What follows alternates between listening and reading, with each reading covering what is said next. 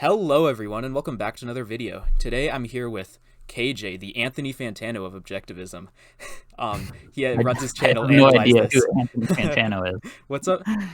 Who is Anthony Fantano? Oh, he's like a music review person online. He runs a channel called The Needle Drop, and I felt like the first time I watched your videos, I'm like, oh, this dude looks like Anthony Fantano, kind of. I don't know. Okay, Maybe it's just me. interesting. Maybe it's Okay, just sorry to interrupt a your similarity. introduction. Yeah. No, it's all good. It's all good. Um, yeah, but how are you doing, man? Do you want to introduce yourself, tell a little bit about your channel and things like that? Yeah, my name's KJ. Thank you, Garrett, for the introduction. And yeah, I have a YouTube channel. I say I do commentary and plan on doing lectures from an objectivist perspective. And my background's largely in psychology and then some philosophy. So Yeah, that's where kind of the direction I come from. And my interests lie, say, largely in psychology. Yeah, for sure. But more broadly, whatever is subsumed under philosophy, which is a lot. Yeah, for sure. What was I guess we talked a little bit about this before the conversation started, but what's your sort of experience in philosophy or psychology, and what was your experience in that field? I guess. Yeah, I mean, so I've always been interested in how my own mind works. Psychology was like my passion subject growing up. Um, I majored in psychology and philosophy when I was in school. I went on to pursue psychology at a graduate level. I've worked in the field of psychology for multiple years in treatment centers. So treatment centers, people maybe outside of psychology aren't familiar with what treatment centers are. I'm not a licensed counselor or anything like this, but treatment centers have what are called floor counselors. And so you have like a house with people who are living in it who are struggling in some way, either from substance use disorder, what psychologists would call it, or like a mental health disorder, what psychologists would call it. Mm. And I am there on the floor, being with them, talking with them, running groups with them, taking them to appointments, distributing medication. So basically just like being a kind of guardian to the people at these inpatient facilities. And I worked in that field for almost 3 years of my life. And I recently left that field. Mm. Why did you leave that field? Did you enjoy it, or why specifically did you leave it? Yeah, I mean, I while I was there, I really enjoyed it. It was a lot of fun. I enjoy the challenge of grappling with exotic psychologies. And like when I was younger, I was very interested in disorder, not because a healthy mind isn't interesting, but because disorder was so anomalous. Like I just didn't understand it. Hmm. So it was interesting to me to see the variations a mind can take, what can happen to a mind. And I liked the challenge of, like, especially if you're working with people with drug addiction, like they're challenging personalities. They'll lie to you. They'll manipulate. They'll be mean. And just the challenge of having to deal with that kind of personality is very fun for me. But I left the field because psychology is just corrupt. There's no, I mean, I can't give a full argument for that here. I'm just stating my own conclusion. I hate the DSM. I don't like that there's no Newton in psychology. I don't like that there's no theory in psychology. There's just a bunch of disparate theories, and psychologists, in my opinion, are running around with their heads cut off. They don't know what they're doing, and it's really sad to see on a regular basis. And I think a lot of what goes on in psychiatry is say corrupt, for lack of a better word. I'm not saying that people are ill-intentioned, but I'm saying the knowledge of what's wrong is corrupt. So there's just it's like for example, psychologists talk about burnout. Burnout in the field I was working in is a huge problem. The failure rate of the field is like 80+%. This isn't like house building or engineering where you complete your projects. This is like basically just failure after failure after failure. And when you succeed, it feels like you got lucky. So psychologists struggle with burnout, and they struggle with what's called imposter syndrome. I don't know if you've heard of that. Oh, yep. They feel like an imposter, and they feel like an imposter. And I could talk more about this if you wanted. This is just a kind of short synopsis. They feel like an imposter because they literally don't know what they're doing. They don't know anything about how the human mind works, and they're pretending to be a psychologist because they have a license or a degree. So imposter syndrome is rampant in the field of psychology. I would say a lot of counselors struggle with it. Yeah, but I guess one question I'd have for you, like if that's what you're enjoying, you said you really enjoyed that treatment experience. Like, why? I guess why did Look, you Gary, leave? Like because you of can the only hang out corruption. with quote crazy people for so long. It gets old after a while. It's not Yeah, like once I see what's going on with the person, I lose yeah, curiosity very quickly. And once I arrive at a point where it's like I've learned a lot here, and my curiosity, there's diminishing returns on my curiosity. I can't stay curious about it forever. hmm. So it got to the point where I was burnt out. I was no longer curious, and I wasn't able. It was Yeah. not fun at all to go to work anymore. So you sort of lost your passion for like psychology and things with that, No, or I did not lose just my that passion specific for thing. psychology. No, I love psychology. Oh, But I love real psychology. I mean, yeah, my interest was never clinical. My interest was always, say, theoretical. I want to know how the human mind works. yeah, And my interest clinically was say for purposes of gathering data or application. Um, mm. so I mean I quote still I mean I still do quote psychology. I'm not paid to Ah, do it. I mean I do it on my channel. I do theoretical psychology, and I say I'm working on projects that would be amount to publications in theoretical psychology. But oh, yeah, for sure. I'm not actively working in the field. I'm not being paid to work as a psychologist.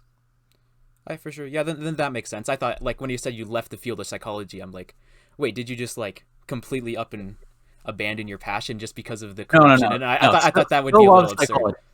Yeah, still love psychology. Yeah, Just yeah. no longer working in the field of psychology. Yeah, there was a second where I was getting those like Charles II vibes, where like, oh, this field of philosophy is so corrupt, so Oh I'm my not going to be involved in philosophy. I'm like, oh, I feel like I should confront him on this.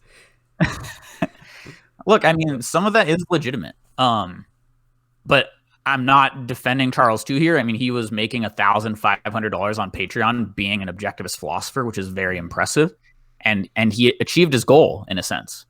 And that he was so miserable after having achieved that goal is very interesting to me, because he was independently supporting himself on his own productive work as a philosopher.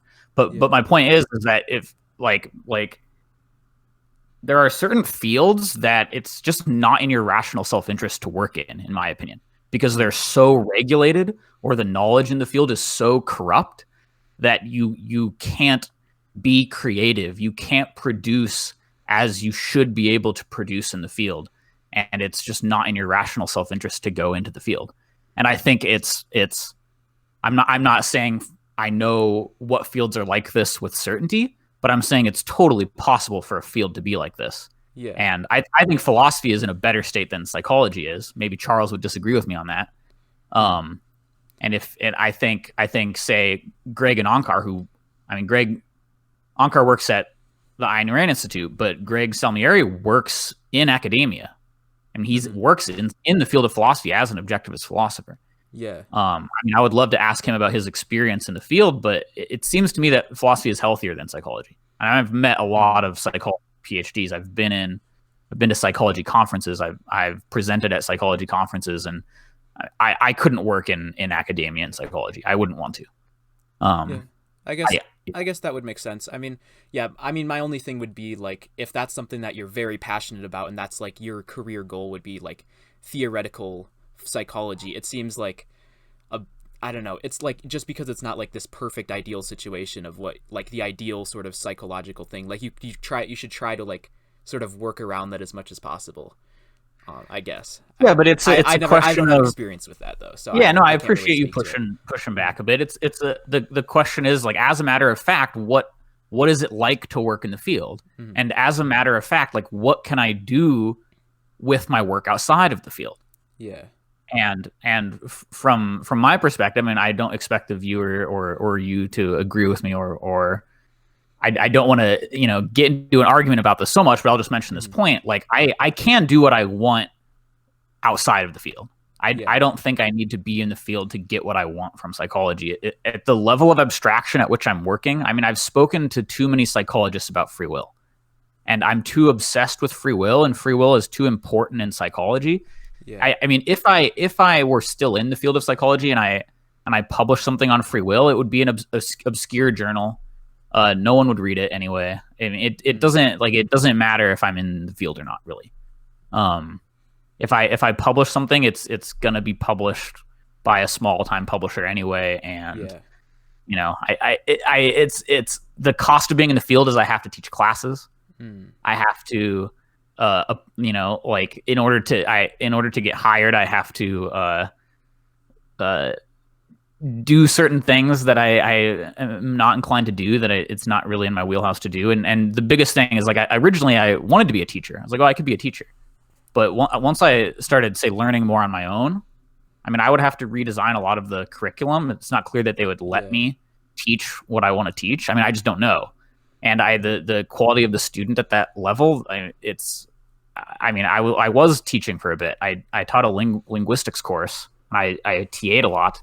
And as a teacher, like 80% of your time is spent with the 10% of the worst students in the class. Like, it just wasn't fun. Like, I didn't enjoy it. So the actual conditions of being in academia were just not something I wanted. And that's why YouTube is attractive to me, because my audience consists of people who share my basic premises. They believe in free will. I can teach whatever I want. I mean, if I'm able to produce outside of academia, it's just a much more favorable set of circumstances, in my opinion. Yeah, for sure. Yeah, then I mean, like, so but if I can't produce out of academia, then I'm wrong, and but I'll find something else to. Yeah, so, I mean, so long as you're still producing and pursuing your passions, that's kind of what I was trying to get out there. So it seems like you're not doing like terrible in this then, as much as Charles is just like, getting completely off YouTube, completely done with all his stuff.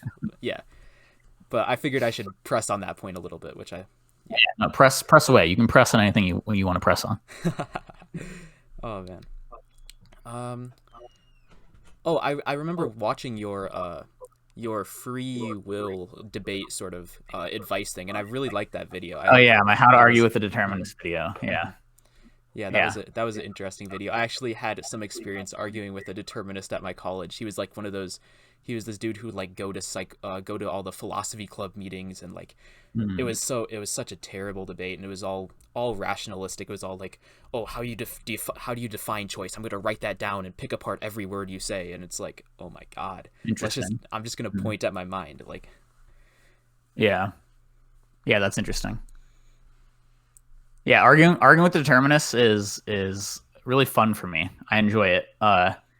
But if they're being, if they're not operating in good faith, it maybe can get annoying. And when you run into roadblocks like that, knowing what to do in that situation can get annoying. Yeah. It seems like determinists love to just like obfuscate as much as possible and like deduce, be as rationalistic as possible, and like the whole time I'm just saying, no, look, you can see yourself focusing, you can see yourself making choices, just look at it, like open your eyes. Everyone seems to try to do philosophy like with their eyes closed and just think about whatever premises seem right and then deduce from there, and that's not the right method to do philosophy. Yeah, I mean, and part of the issue with determinists is that they don't believe in introspection, so They don't buy that you can just look at your mind and establish truths by looking at it. And they are cocky because of the development in physics. So not believing in introspection plus, say, the success of figuring out the material world, I mean, they're cocky. They don't think there's any room for free will in the universe. And that explains a lot of their dismissal and not willing to really listen to what you're saying, because they can be kind of cocky, because from their perspective it looks like they're just obviously right. Yeah, and I mean, they're so cocky, so dismissive. I mean, I've not had good experiences arguing with deterministic people. Like that, it's not a very fun time. I mean, it's interesting, but it's just they're just arguing like from a world of their own, like so much skepticism, so much rationalism. It's not something that I like to engage with. So I will say this. I mean, if you want to change the topic, we can. I do think. Oh, you're cutting out. Oh, debates have people. You cut out. You cut out when you started talking there. Sorry. You said I do think. And then you cut out. Yep. Oh, no, I do think that free will is one of the more important debates to be having. I think that if say your goal as an objectivist intellectual is to persuade other people, or what's maybe called spreading the philosophy or whatever, determinism is a huge hindrance to spreading objectivism, in my opinion. It's a major roadblock that, like, say, psychology as a whole is purely deterministic, and people are gonna disagree with that, but from my view, that's true. How they reason about causality within psychology, it's nature versus nurture, and that's their metaphysics, and that's how they formulate all their reasoning about causality with respect to the mind. And that being propagated, and determinism via psychology being propagated, I mean, it makes it harder for people to understand objectivism. One of the more important things, in my opinion, from my perspective, that to understand, that can help you understand the rest of the philosophy, is free will. Free will is key. Understanding free will is so incredibly important. And I like, if for me, like, I mean, I wouldn't debate politics. I wouldn't even debate ethics. If I were to start having public debates, I would only want to debate free will versus determinism. It's basically the only debate I'm willing to have. That, and say, is there an objective reality or not, or something like this. Like, I would only want to debate fundamentals like that.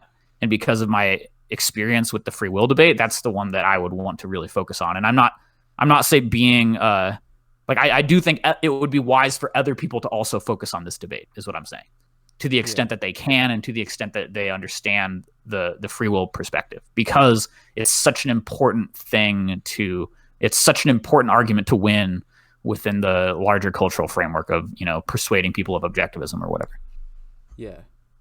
Yeah, I mean, that makes sense. It's just, with determinists, it seems like the way that they think, like, this is like a fundamental tenet that they hold. Like, this is not something that, I don't know, like, all we can really do is say, stop being evasive, look at reality, just look. I mean, a lot of them, they treat causality as an axiom. They treat a particular formulation of causality as an axiom, and that's how they hold it in their mind. Yeah. And I mentioned this in my video too. I do think a lot of explicit determinists, and frankly, I think Sam Harris might be an exception here. I'm not sure, but I think on average, just statistically speaking, if you just counted determinists, most of them aren't fully honest.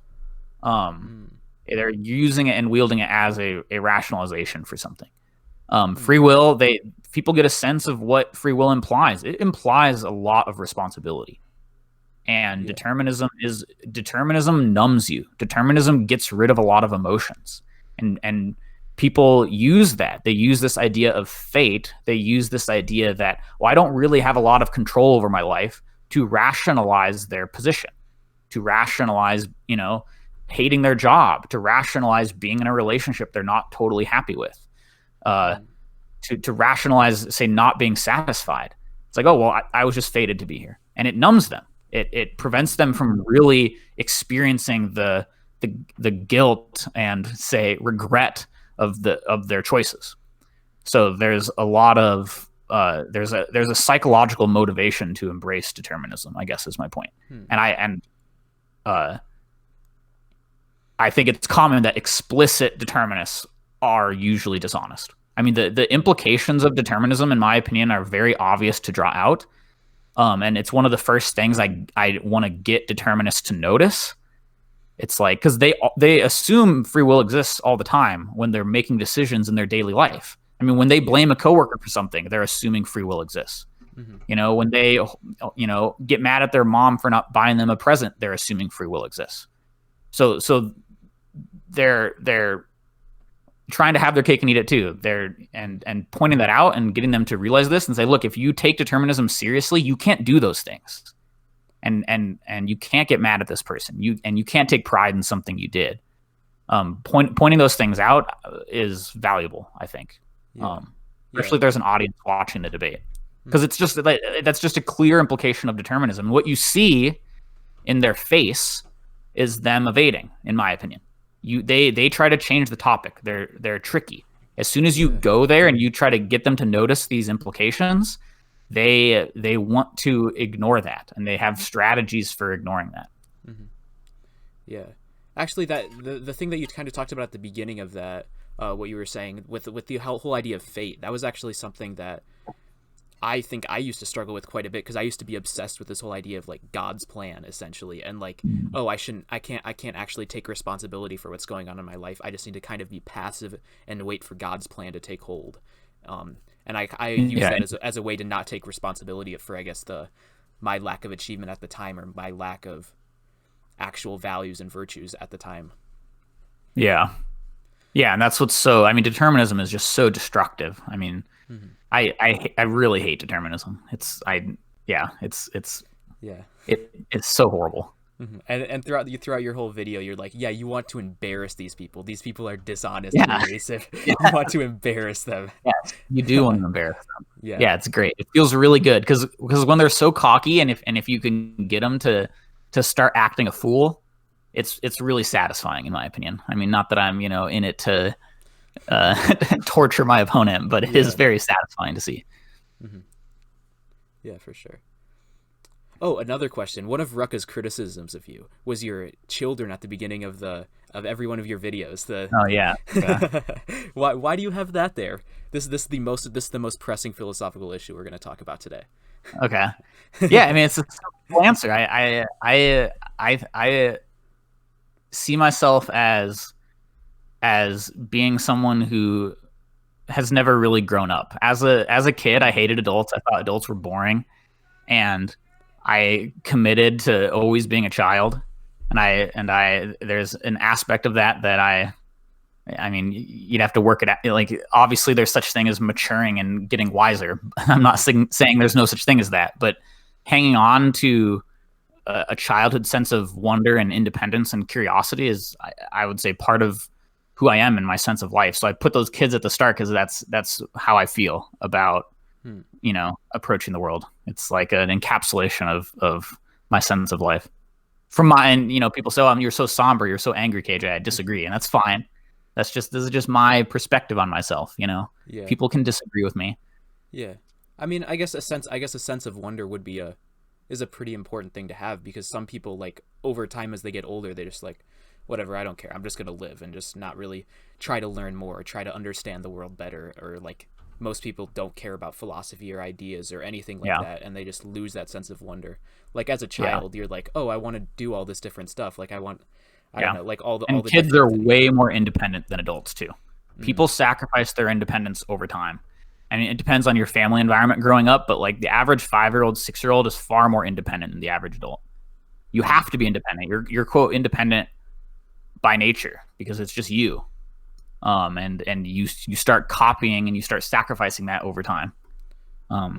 So I mean, yeah, I think a lot of what kids experience in terms of just how their emotions work is a function of their independence, and they lose that because what they sacrifice over time is their independence. I mean, that's a lot. I just said a lot there. I mean, aren't kids like dependent on their parents in a sense? So like, how, like, they're existentially dependent, but in terms of their judgment is independent. How they're thinking and looking at the world. Statistically speaking, there's. I mean, but don't they depends on the parents, obviously. Don't your parents like instill values in you as a child? Like, isn't that a big part of? No, you don't believe that? No. Kids make the choice at some point in their development to stop questioning what their parents say, and most kids ask why about everything, and at some point they stop. Because the parents give bad answers, because the parents are authoritarians, because the parents don't see the questioning as virtuous, and the kid gets discouraged and he stops. But most kids start out questioning, and it's not taken seriously by parents. Yeah, that reminds me of that whole like PragerU video a long time ago, where it's like, don't explain to your kids, just say no. I don't remember the specifics of it. What? Yeah, PragerU has some toxic videos. Even normal psychologists know that you're supposed to explain things to your kids. Oh yeah, PragerU has some of the most absolutely toxic videos that you can Yeah, ever that's watch. interesting. That's very Yeah, bizarre. they're like, oh, you don't need to explain things to your kids. Just say no and just discipline them. And yeah, it's like, oh my god. Is it a parody video? Is it like No, is it no, it's supposed to be ironic? no. I don't think Dennis Prager knows what irony is. Okay. Could you imagine Dennis Prager making ironic jokes or?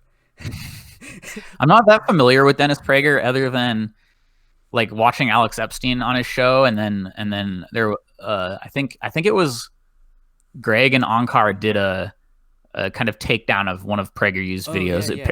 Prager strikes me as very dishonest from what I've seen via other objectivists displaying his content. Like I mean, yeah. I don't watch PragerU at all. Mhm. Yeah, he kind of creeps me out what they say on there. Yeah, And that actually, that video that Greg and Onkar critiqued was actually critiqued by me and Rucka as well. I was actually the first one to critique that video specifically. But Oh, really? Okay. yeah, Did you no, guys do it on his channel or what? you guys no, did it on his channel? Rucka did it on his own. Rucka did his own version. I did my own version, and Greg and Oh, Onkar okay, did all three of us did our own version of that Okay. video. I was gonna say I think I saw Rucka's version, but I didn't see your version of that. Yeah, mine was first though. I mean, nah, it's probably Okay, wasn't as good as Greg wow. and Onkar, but Nice. yeah, it's all good. Yeah, I remember seeing everyone come out with it. I'm like, oh wow, I was right on the curb with this. Like I saw this right away. I'm like, this is something that I think needs to be talked about. And I guess I express good judgment in that sense. If we have these great objectivist intellectuals doing the same. So can I ask you some questions, Garrett? Sure. So what year are you in college? I'm a freshman. And I know you said in one of your videos you're like majoring in actuary science or something. Is that? Yep, it's like math and business stuff. So like I'm going to be setting insurance rates. I guess so. I'm in one actuarial science class right now, and basically what we're doing right now is using like interest rates to calculate like prices of bonds and like annuities and all those sort of things. And okay, it seems like a practical major. It seems like that's a major that can make you some money, and you will have money when you're 30. Yeah. Oh yeah. It's a very very profitable job.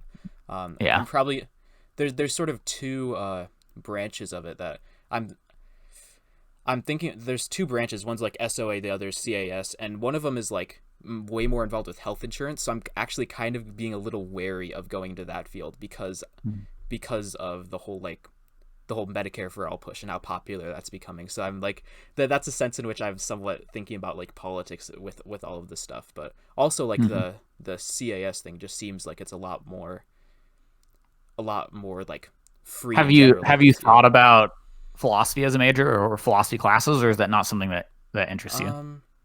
I don't think I would want to do that. I don't know. I like reading Rand's novels, but I don't know if I want to get into all that like super technical philosophical stuff, I guess. I don't know. I like talking about it, but I think most of my education on that's just going to come from like ARI or reading Rand or like just independent study, I guess, because I don't want to waste hours that I could be spending like adding an extra math class or adding an extra statistics class or physics class. No, that seems like that. That seems smart. Yeah. Nice. Yeah, and one thing that I kind of want to look more into is like the applications of objectivism to math, because there's courses that I just downloaded recently that James told me about that are like by Pat Corvini and Pat Corvini.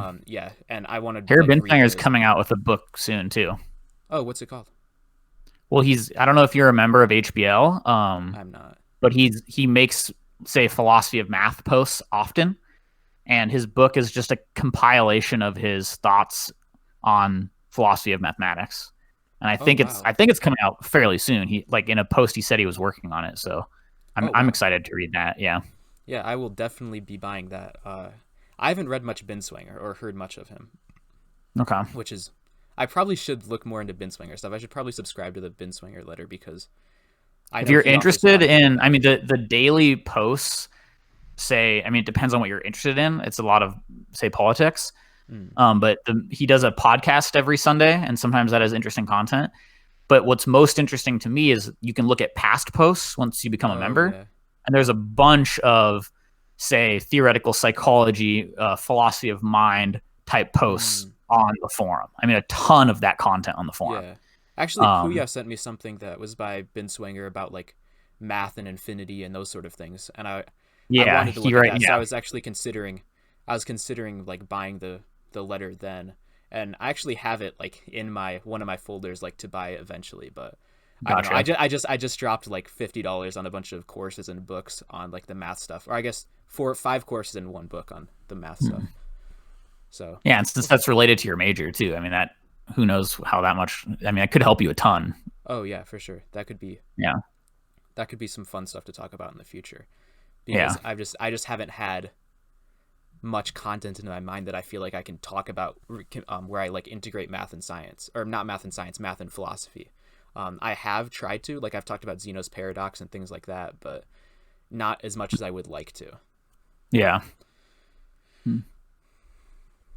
So did you want to get into the whole disagreement I had with Puya, or where do you want to go next with?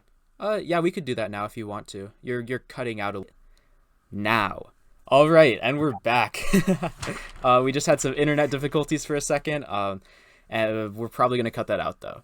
So before the cutout happened, you mentioned that we should talk about the Puya incident. That I I guess mean, I only if you yeah. want to. If Oh there's yeah, something no, else you want to talk about too, oh yeah, no, we can I'm talk good about with that. that. I actually wrote a Okay. bunch of stuff down about it because I wanted to sort of give a defense of Puya because I fear that he might have been taken out of context after talking with him later about Hmm. this thing. So I guess the whole issue would just be like whether or not you can trust philosophers. And he sort of compared philosophers to like doctors, and then you like if a doctor uses bad methods and you know that, you judge that independently sort of, you don't go to that doctor. But if you see that a philosopher uses certain bad methods, then you shouldn't trust that philosopher as much. You shouldn't ask them or listen to them for good ideas as much. Essentially, that's what I thought his position was. If that's what you heard as Yeah, well. I mean, if I mean, I agree with that. Fine. Hmm. Um, but okay, taking a step back, like I would like to get clear on like what does it mean to trust a philosopher? Like what does that mean concretely to actually do that? Because it looks different than trusting a doctor or trusting a mechanic. Hmm. And secondly, like yeah, if a philosopher, like I'm not going to read Hegel. It's not because I Yeah. don't trust him. I'm not going to read. I'm not going to wonder What if I happened? should. Oh, sorry, I got distracted by a Steam pop up. Oh. And I'm not gonna read. Let's say who's a good example. I don't know, like a bunch of. I'm trying to think of someone who has a quintessentially bad method, like Leibniz. I'm not going to Kant. just sit there and read a bunch of Leibniz. Although, Frank, I'd rather read Leibniz than Hegel. Um, Hmm. my point is that I'm not choosing to not read these people because I don't trust them. Hmm. I'm choosing to not read these people because it's not worth my time to read them. I mean, if you read them as opposed to what? Like I could be reading Aristotle, I could be reading Rand. Yeah. It's the quantity I can learn from them is less. Hmm. It's not it's and so you can evaluate their method and it's right to evaluate their method and Hmm. what does Rand say about evaluating philosophers? Evaluate them on what is their position on the axioms. And she says if you establish their position on the axioms, that will tell you everything else. And if Hmm. I establish that a philosopher rejects the axioms, I mean, I might have some reason to read them for some other reason because I want to see Yeah. how they're wrong, but I'm not going to learn a lot from them. Hmm. It's not a matter of trust is my point. It's like Yeah. once you judge that is the case with the philosopher, I mean, in a sense, you can trust that the rest of it won't be true. Yeah. Um, That I mean but, that's what I that's think not Puya's the position same as is. trusting a doctor. It was my point, and Hmm. and the reason I latched onto that is because of why I said it was important in my original comment, and that is I this is kind of say a broader integration that I see in general. But the way people listen and the way people take in information is there's something interesting going wrong there, and I don't know why. I don't know what is going wrong. And I saw when Puya made that comparison between a doctor and a philosopher, like that integrated with, from my perspective, with other things I've seen where people are struggling to listen objectively, for lack of a better concise way of putting it. And that's why I jumped on that. I guess my thing with what Puya was doing, though, I didn't think he was I don't know, there's a sense in which like trusting a philosopher is similar to trusting a doctor, though. Like, you look at a doctor and see, if you see that a doctor has a terrible methodology for treating patients, you don't know exactly what's wrong with that methodology, but you can say, no, this is a bad methodology. I understand generally why this is wrong. And then, like, as a layman, that you can do that with a doctor. And you can do sort of the same thing with a philosopher. These philosophers, though, they have certain higher level knowledge that we can come to, but we don't have the time to go in all that depth and figure out all of that philosophy, sort of. So like, you need to develop certain like heuristics to make sure that, if this philosopher uses this sort of rationalistic method, I'm not going to take what he says as seriously. Like, I can listen to him sometimes and maybe see if he offers any value, although I'd be a lot more skeptical of that than like seeing someone who is an objectivist like Rand and listening to their methods and seeing like, okay, this person has a lot better method, so I'm going to trust them more, similar to how I'd trust a doctor more if I saw they had proper methods. So like I mentioned in one of my responses, like, I trust Rand and I don't trust Kant. I'm not saying that I just don't trust any philosophers or that trust is irrelevant wholly. My main point in that was that it's not of prime importance. So to take what you just said about the doctor, like, if I'm able to evaluate that the doctor's methodology is bad, I must know something about medicine to be able to do that. Like, I wouldn't be able to do that. I mean, I go into the operating room, like, I wouldn't know if they're doing anything wrong or not. I would have no idea. My trust in the doctor is because I'm choosing to trust him because of other things I do understand that have nothing to do with, say, his specialized knowledge, like his honesty with me, like how well he explains himself. If I've seen him in some other context, was he, articulate, cordial, nice, I mean, whatever, things that you think are important that would say, oh, I trust this person or not. Whereas, but judging that someone is, say, wrong methodologically, oh, I'm not going to choose to listen to them now because they're wrong methodologically. I mean, that's not, in a sense, me trusting them or not trusting them. That's me saying they're wrong about this, therefore it's no longer worth my time to pursue this knowledge lead.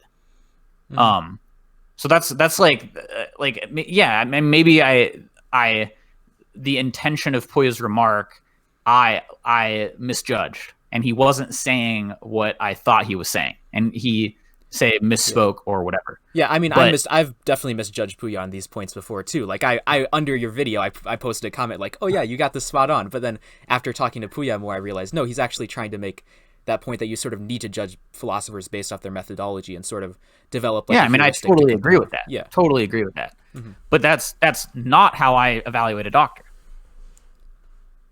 because I have no idea. I don't know anything about a doctor's methodology. If they were prepping for a surgery, I wouldn't know if the guy's methodology was poor or not. I could evaluate his epistemology, but I couldn't evaluate the methodology of his specialized science. I wouldn't know. Yeah, I guess that does make sense, but I think, I don't know, in defense, I don't think it's like a perfect comparison, but I do think it still holds certain validity, because you need to look at sort of what a doctor, like what you were saying before, you look at a doctor and see that he is like honest, or he has certain things about him that you trust, and then you trust him. There's other things that you can understand that you judge. So then you like, and then, okay, I'm going to trust this guy as a doctor because of these other things I do understand. Yeah, so you should sort of use the things that you do understand to basically judge this doctor. And the same thing would happen for a philosopher. Like, you use the things that you do understand to judge the philosopher's methodology. And yes, but then, okay, two things. One, because Puya said a lot about this similarity, and there are definitely similarities between a doctor and a philosopher.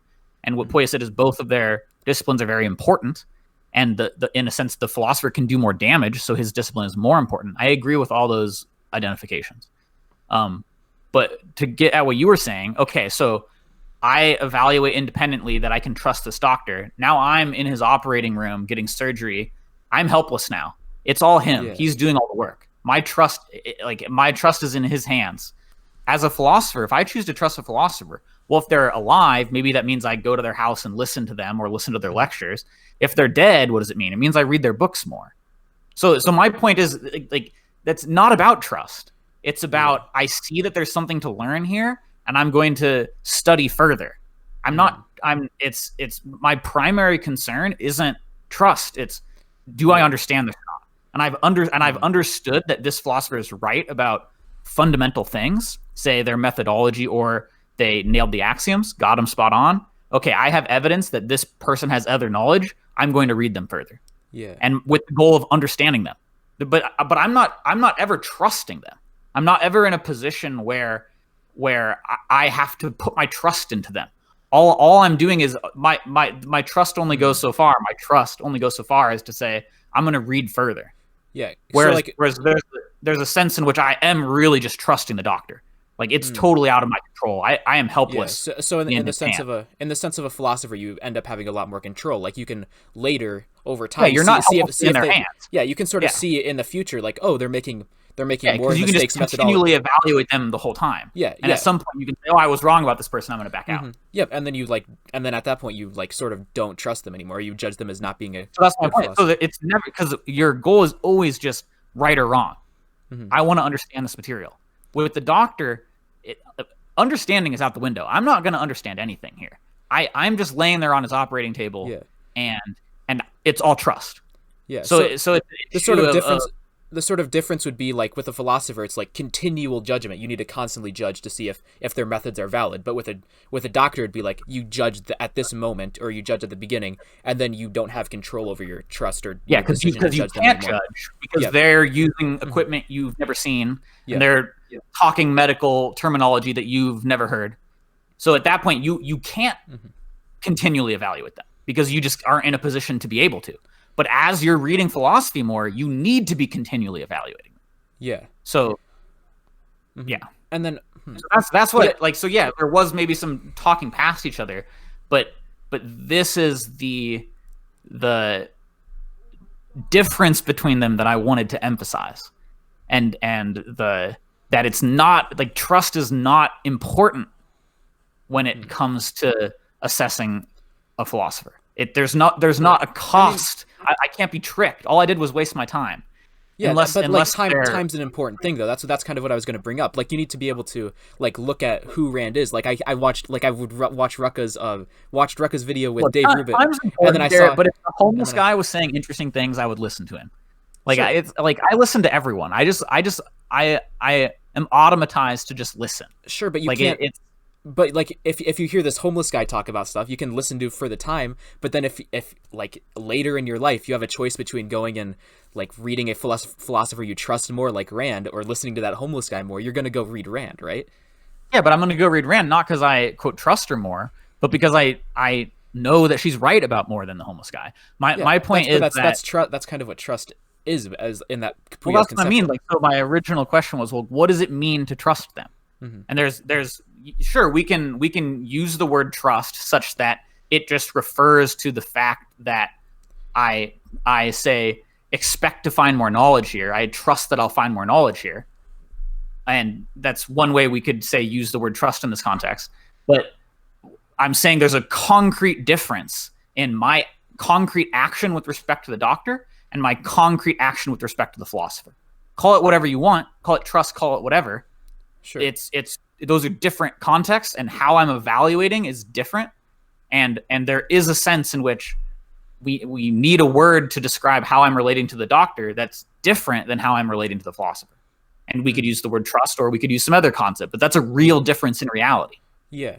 But I think, like, I also do think that there's a general, like, similarity. Like, there's obviously that difference, but there is a general similarity, though, because you do have to, like, use your judgment to decide if you should, like, spend your time with them or waste your resources on the doctor, like, those sort of things. Like, you have to decide, too, like, which sort of philosophers and doctors. If I trust a doctor incorrectly, the cost is far higher than whatever it would mean to trust a philosopher incorrectly. Because, like, I'm just continually evaluating the philosopher. The cost is that I spent 30 minutes reading a book I shouldn't have read. Like, it's or not even that. And it's a lot easier to correct too. I think. Yeah, it'd be a lot easier to correct too. Like if And a again, doctor, it's not. if you, What's actually happening with my mind in the case of the doctor? What's happening with my mind is I'm saying, okay, I trust this guy. Like there's a unique psychological relationship there. That psychological relationship does not exist or is not important in the case of the philosopher in you. It's not the same kind of relationship. Like I am evaluating true or false in the case of the philosopher. In the case of the doctor, I'm not doing that. I'm saying, look, I'm giving my life over to you. Please be good at your job. Those are totally different sorts of relationships to have to these two professions. yeah. So I guess the Call sort it of trust, call it whatever. That's the difference I wanted to highlight. yeah. All right, I think I see that difference you're trying to point at. Like it's like the difference of like continuous judgment versus like a discrete 1-point judgment, and then let whatever happens happen after. And then like after that, yeah, and then if I'm you not sort of capable of judging. and then if you conceptualize a philosopher like in the same way you conceptualize a doctor at this thing, where it's like I trust them at this point, and then from there on out, I'm just going to like let whatever happens happen. That's you sort of shutting off your mind after trusting a philosopher and letting whatever happens happen. And yeah, so that'd be the negative thank you thing. for pointing that out. Yeah, so that's why the red flag came up. I was like, I hope that's not what's happening with the philosopher. Now, maybe I misinterpreted Puya. Maybe Puya misspoke a little bit because I think what he literally said was false. I'm not saying that like his meaning or his understanding was equivalent to what he literally said. But what he literally said, in my opinion, was false. And again, his first language isn't English. Like maybe I could have been more charitable with getting at what he was intending to say versus what literally came out of his mouth. But I think like forgetting about Puya specifically, I do think that there's a larger interesting disagreement here about how should I relate to a philosopher I'm trying to learn and understand. Because in a sense, objectivism, people treat it differently than they treat other philosophies. Because say they read the fiction and it was so powerful, or because they listened to Peikoff or listened to Rand and said, I really admire this person. And so Leonard early in his life, he said, I know there's a lot of knowledge to be gained here. I'm going to basically dedicate my life to learning objectivism and understanding this philosophy as much as I possibly can. Whereas like that kind of dedication to understanding a thinker, I mean, it doesn't happen when you're reading, Kant or Spinoza or Leibniz. And most importantly, like you're not using that philosophy to guide your own life's action in the way that people would want to do with objectivism, because it's eminently practical and many other philosophies aren't. So my point is, I think people take an approach to learning objectivism that doesn't generalize to learning philosophy. That's not a bad thing though. Like the approach, like that's what I'm questioning. That's what I'm pondering. That's kind of what objectivism sells itself as, though. It sells itself as this is a whole integrated philosophy. Take the whole thing or leave the whole thing. Like you can't just like you can't just take a few little aspects and say, oh, I'm an objectivist now. Like you have to, it's a whole integrated whole. Like everything rests on each other thing. So that's sort of why it's unique in that sense. Yeah, and that's why it has to be different than other philosophies, the way that people approach it. So my point is that it is very different, and I obviously love objectivism more than Kantianism. Yeah, I consider myself an objectivist, but I think the essential approach should be the same in every case. And the essential approach is when you're encountering the text, you're using your independent judgment to evaluate the question, true or false. And I think the essential operation, the psychoepistemological operation of understanding a text, that is what you're literally doing with your mind as you're understanding what someone else is saying, is the same for Kant, for Rand, for Aristotle, for anyone. It's essentially the same task. And if people are doing something different than that, I mean, that'd be something interesting I'd want to talk about, because it strikes me as wrong. And again, I don't know. I'm sort of talking to a straw man here because I don't know the specifics of what other people are doing, but I have seen evidence that what I'm describing is not what people are doing, and I do think that's wrong. Yeah, I mean, there's a sense in which just like if you let me think how to frame this, because I might be misinterpreting you here too. But like that whole idea of like reading a philosophy text, right, and just looking at like the individual sentences and answering the question, judging them by their own merit. I don't know if that's necessarily the right approach, because you want to like integrate everything together. You want to integrate and form a whole. Like you No, can't I'm just not saying concrete you. bound. Yeah. I'm not suggesting that you nitpick or engage in a tedium. Like your goal is to understand the whole perspective of the philosopher. Yeah. But when you're the operation of understanding text, what that means concretely is the identification of what those concepts the person is using refer to in reality. And if you say, look at if you introspect on, if you're reading something and say you read a couple paragraphs and you're like, wait, I'm not understanding this, and you have to reread. I mean, I'm sure you've encountered this. I've definitely encountered this. Yeah. What if you introspect on what's happening with your mind when you lose track of what they're saying? It's because they used some word you didn't know what it referred to in reality. So understanding a philosopher, the whole of a philosopher, their perspective, concretely when you're studying the text, often involves looking at individual words in the text and what they mean. And that's say the one of the specific things you're doing with your mind as you're learning a philosophy or anything, as you're learning anything. That's just how to learn from text in general. Mm-hmm. And you're saying objectivists aren't doing this, or like what is? I mean, I don't know what objectivists are doing, but I'm saying that from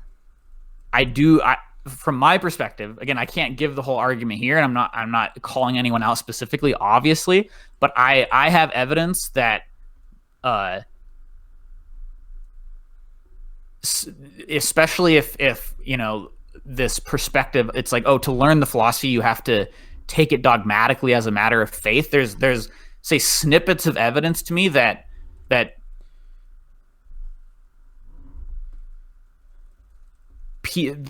don't want to call anyone out, so I'm being careful with my words because I'm not calling anyone out. This is like, say, integration and process from my perspective. This is just what I'm seeing disparately, that people aren't reading text correctly. They're not learning from words correctly. And I see that. And this is, say, a hypothesis. This isn't, I don't know this for certainty. This is something that exists as a possibility in my mind. And it's something that if I see a data point, does it, it's something that could integrate with this or not. It could confirm this or falsify this. It's a possibility. I don't feel like I can really like answer that, because you're not like, since you're not providing like anything. I guess the specific thing you provided was the whole like view of dogmatism, which I guess I can try to defend now if you want me to. Yeah, what's interesting isn't so much my larger perspective and why I jumped in on Puya's thing. What's interesting is like the question how one should learn philosophy, and just ask that question more broadly. Yeah, I think so. From like that whole like dogmatic learning sort of thing, that comes from the whole like Peikoff Volitionism Means Declarity lecture, which I'm gonna watch. I'm mad at myself for not watching it yet. I watched that lecture before. I watched that lecture this morning, and I've seen it before. Yeah. So I don't know what people are talking about. I mean, doesn't he say something in it where it's like, oh, if you have a really strong philosophy from before, you're going to like have.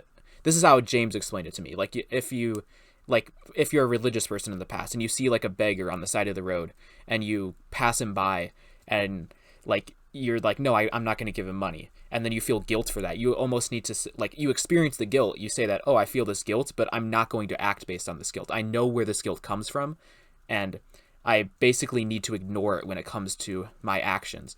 And it's and I think it's generalized like to the whole thing of like, oh, you have these questions that come up coming from other philosophies, but you've realized that the fact of these questions are coming from your old premises. These questions are coming from your old sort of mentality and the remnants of that still in your mind.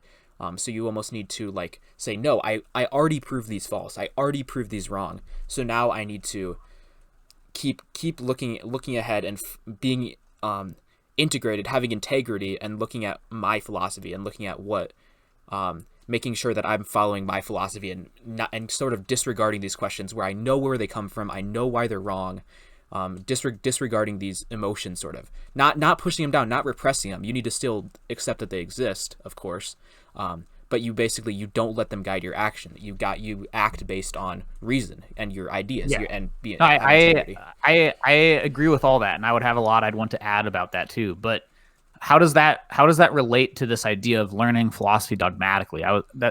Was there some connection being drawn between that lecture and that idea? It's that whole principle of like of pushing away those old ideas. That's where I think that whole idea of dogma comes from. You push away those other old ideas. Who drew this connection between that lecture and this idea about? I know Diego used it one time in our early conversations when he was talking about my debating. He said, like, when you're new to philosophy, you realize, like, you should. He said, take it as dogma. That's what he said. I remember Diego saying something like that. And there's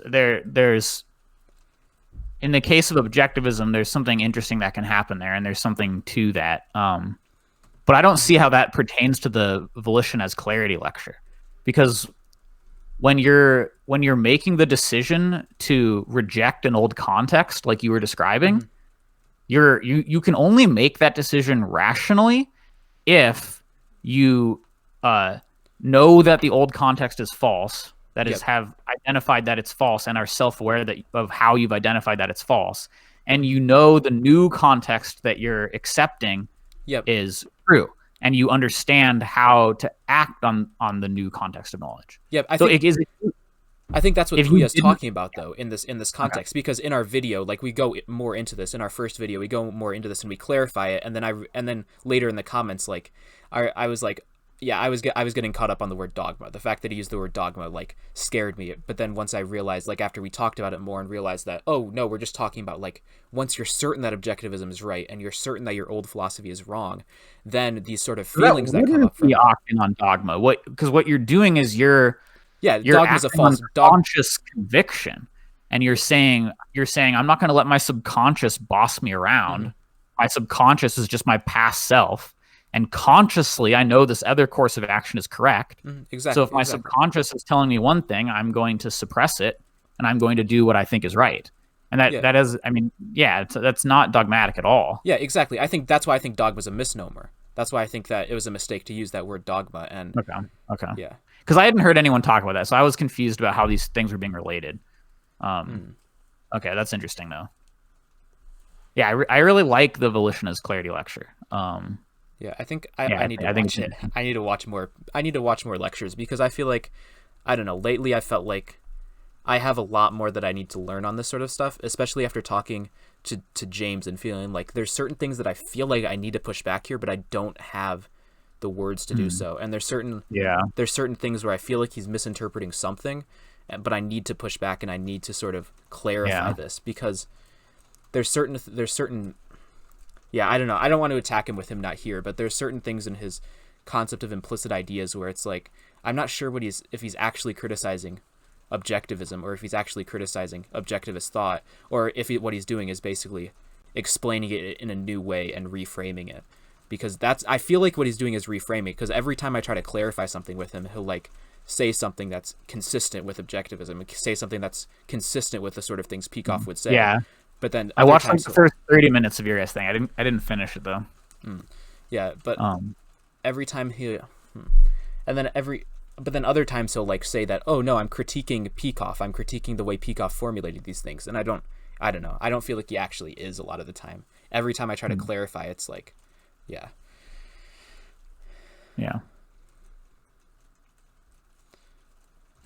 Because I guess I had a question about the axioms that I messaged him about today. And like, I guess my question basically was, if you don't hold these, you need to implicitly know these axioms before you form these concepts. You need to know them implicitly. And he basically said, yeah, you do know them implicitly.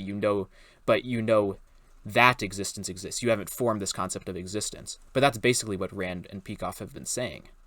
So, I don't know. Maybe I'm misinterpreting him. Comment below if I'm misinterpreting him. Yeah, I mean, it's I mean, I've spoken about James privately about this, so I don't know how much I want to jump in on it here. Yeah. But I have a lot of ideas about this topic as well. And I did my own video on implicit ideas, and Mm.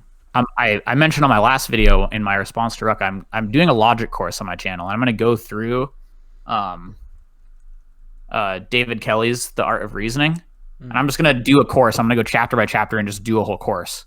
Yeah. Who's David And Kelly? I've heard of him before, but I don't know exactly who he is.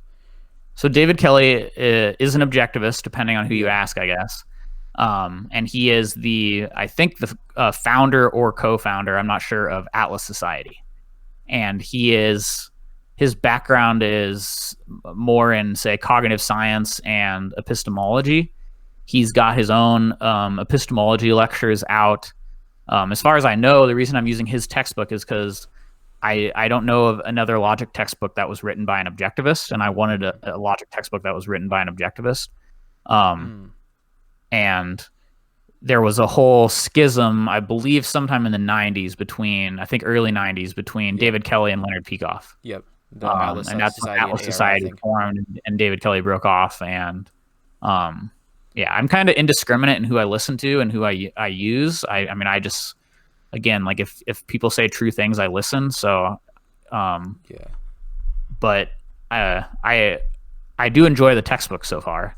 And I'm excited to do my lectures. But I'm going to talk about implicit ideas when I get to the chapter in the book on implicit premises. Because in my opinion, like learning what it means for something to be an implicit premise in a logic textbook, like, really clarifies the issue. And I think, yeah, I liked my video I did on implicit too. And what I said in that video is people make out an implicit premise to be something more than it is. And I think part of that is because the concept comes from logic. It's a logical concept. An implicit premise is something you're assuming is true that you haven't explicated. That's part of your argument. Yeah. And so if I'm a little 5-year-old and I say balls roll, and I treat that as a conclusion to an argument, one of my implicit premises is A is A. And that's part of the argument structure of that conclusion. And it has to be there in order for me to conclude that. So it's not say just integrable with that conclusion. It's logically implied by my observation that balls roll. Yeah. And I think generally, like, what another objectivist would argue, like, from your first observations of reality, you know this. You just haven't put words to it yet. You haven't put... Yeah, you haven't said I is A yet. You haven't said A is A yet. You haven't said existence exists yet. But, like, you know it. Yeah, and you can't say that until much later. You can't say that until... If you encounter philosophy in your teens, you can't say that until you're like 14, 15, 16. It's very hard to... Abstraction capacity takes off around 12 to 14. There's something about development or the quantity of knowledge acquired that allows for abstraction to take off in that age range. And that's when it becomes possible to, say, understand philosophically.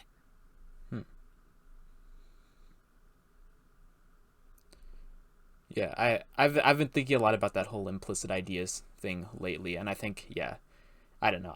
I felt like I should have pushed a lot harder against some of the things he said in that video, but he did seem like he does have good points and good things to say. I was especially attracted to, like, the whole thing where he talks about sort of underlying psychological whatever subconscious values that, like, guide your actions, which I don't think that's true. I don't think you have these hidden premises that you can't point at. Like, you have certain things in you that cause you to do certain things, but you can point at them when you do that certain thing. So, like, with the whole example of, like, if you're someone who values productivity and you feel terrible that you're not being productive at work and you, like, zone out and check Facebook, the one that he gave in his I remember that example. Yeah, like, it's something that you can point at and identify. Like, I'm doing this because I don't actually understand what I'm doing. The reason why I'm not being productive, it's not because I have this whole philosophy underlying me of not being productive. No, like, I believe that being productive is good.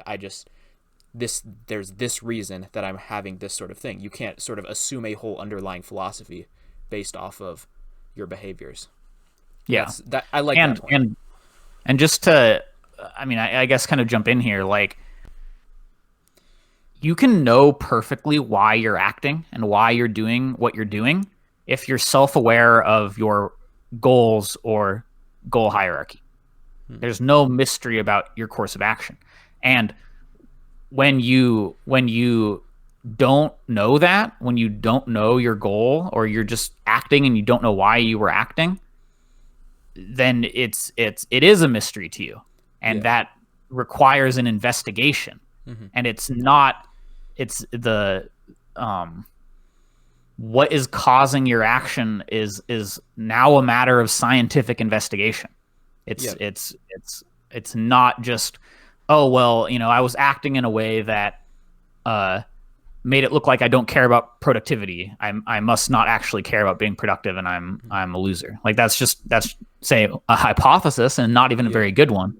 But you have to be a scientist in those moments and do science and actually figure out what it was. Yeah, and this would be the sense in which the subconscious would be a valid thing to think about, because that's where these things are stored. Like, if they're not in your conscious awareness at all times. So your goals and your values and those sort of things, they're ultimately stored in your subconscious. But before you act, obviously they come out, and your subconscious feeds you things, and then you do those, or you act a lot of times on those things. And a lot of times after you make that action, you can realize, oh, my subconscious fed me this, and this sort of led me to doing this. That sounds kind of deterministic now that I'm saying it. That might not be very precise, but yeah, I have issues with that formulation, but I know what you're talking about, I think. I mean,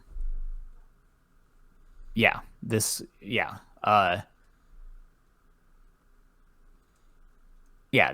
is one of my favorite topics. I don't know how much I want to get into this. And that is just introspection and analyzing the cause of mental events and actions. It's very interesting to me. But yeah, I don't know if I have anything general to say. I like what you said. Yeah, I have nitpicks with your formulation, but I'm fine with everything. For sure. Yeah, and I guess one thing in James's video that I didn't like was his disregard of the subconscious. It felt like, where he at one point put it in quotes as oh, this isn't really understood. But I guess he does go into that it is important, and that, I mean, that's kind of where you store everything that you're not holding consciously. That's where all your value judgments are. That's where all your automatized thoughts are, all your automatized value judgments, all your automatized sort of general things, I guess. Yeah, if you have the Harry Binswanger perspective on the subconscious, which, as far as I can tell, I don't know if are familiar with his perspective, but I agree with it. And the idea is that things don't get into the subconscious that you didn't put there. It's just a repository of your past actions, and there's some identity to their storage. The subconscious does something with what you've done with your mind. The subconscious does something in response, and there's some identity to that, but nothing gets in there that you haven't yourself put there. And so I'm sympathetic to downplaying the importance of the subconscious. I think it's interesting. I think it's scientifically interesting, but more important is what you're doing with your conscious mind. And that's going to have some effect on what your subconscious does. But how you're valuing, how you're doing the value judgment, the thinking that's happening when you're doing the value judgment, that kind of stuff is far more important than how the value judgment exists subconsciously. Because how it exists subconsciously is a function of what you did with your mind consciously. So I in my own kind of approach to understanding the mind, I emphasize consciousness over the subconscious, and I emphasize what you're literally doing with your conscious mind over the machinations of the subconscious, which are, say, we are able to figure them out, but there's a lot we don't know, and it's not as important as what we're doing with our conscious mind. isn't the subconscious very involved though with like emotions and your sense of life and that sort of thing? Yes. Yeah, so that's where those value judgments are important in the subconscious. But to clarify, and I may how it's your emotions are the purpose of your emotions, what and say why they're valuable and good. I mean, they feel good, but they they condition action. They allow for certain actions to be harder or easier, and they allow for certain actions to be quicker. I mean, emotions in general speed reaction time. So, or motivate courses of action that you need to take to survive. So, because of the effect they have on your body. So, what was I going to say? Even in the case of emotions and analyzing the cause of emotions, I still think what's most important is looking at what you have done with your conscious mind and what you are doing with your conscious mind as you're experiencing the emotion. Because you can do a lot to emotions as you're experiencing them. You can suppress. You can I don't know if you've experienced this, but you can lean into them. You can ramp up their intensity. So there's things you can do with your mind as you're experiencing the emotion that change the quality of the emotion. And those sorts of actions are more interesting to look at when your past actions that were automatized, that allowed for the emotion you're currently experiencing, and the actions you're taking with your mind as you're experiencing the emotion. And part of, I think, and I'm not totally certain of this, part of what repression is taking certain actions with your mind as you're experiencing the emotion that change the identity of emotion over time. And it's about what you're doing with your mind when you're experiencing it that's changing the identity of that emotion for you at some point in the future. Yeah, so I mean that seems to like just, it places a lot more emphasis on free will, I guess, in that formulation, where it's like, yes, like, because you can't control what your subconscious does and what the emotions are created. Those are just, they are what they are. They get created. Yeah. Yeah. You can change them over time, obviously, but what's more important is like how you respond to that emotion, what you do after that with your with your conscious mind and with your free will. So yeah, that's, I guess, that would be very important. Actually, I remember in a psychology class, the way that they talked about emotions was so deterministic, and there were so many weird perspectives on it that, sorry, that might be off topic. If you want to say something to the other stuff. No, that's not off topic. No, I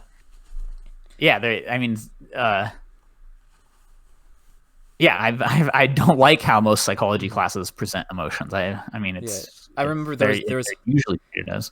Yeah, the way that I remember it being presented at one point was like, oh, your body does this certain thing, and because your body makes these certain motions, you feel this emotion. You take some action. Yeah, it's like, what? Where does this come from? Or like, it's all like about external stuff. It like all this external stuff where your body making certain motions, or you see a certain thing. And there was no actual, like, I looked at all the perspectives that they offered. There were like 3 different perspectives, and none of them were like, oh, because of something that happens in your mind, or like you have this emotion. This is a perfect example of what I said earlier. When psychologists are doing an analysis, the metaphysics of their analysis, that is what they start with, is this phenomena we're looking at is a function of nature versus nurture. So how do we couch the causality of this within that framework? And what you're describing of emotions is them doing exactly this. They're ignoring free will entirely, and they're couching the causality of this emotion entirely in terms of nature versus nurture. Nurture being the stimuli of the emotion, like you're seeing something. Nature being the functioning of your mind. It's just some causal relationship, a complex causal relationship between these things, and free will is totally ignored. Which is, I mean, it's a perfect example of what you were noticing. There's a perfect example of what goes wrong everywhere in psychology. Yeah, for sure. So I don't know if you've experienced this. I mean, this is just a fun example I like to bring up in this respect. I mean, I think everyone has this data, either in themselves or they saw it in someone else. But at some point in your life, you were, probably when you were a kid, you or a classmate were not taking something seriously and you weren't caring, and someone else got mad at this person and was like, you need to take this more seriously, you're ruining it for everyone. And then what happened was, maybe this person started taking it more seriously and they started to care about it. And this is a perfect example. I mean, take any game.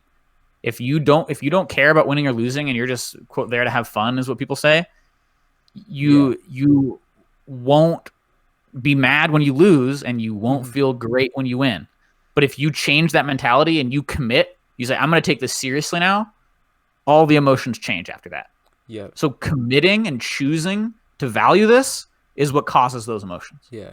That actually reminds me of something that we do at college. We'd always play this this game called Secret Hitler, and then we'd like some games I'd be like super involved and super intense into it. Like I'd be committed to winning the game, and then other games I'd just be like, I don't care, I'm just gonna mess around, and then I'd just be like saying a bunch of random stuff and just trying to confuse everybody whenever possible. And I remember like the games where I cared, it's like, yes, I won, or oh my god, I lost. But the games where I didn't care, it's like, whatever, I had fun, it's happened.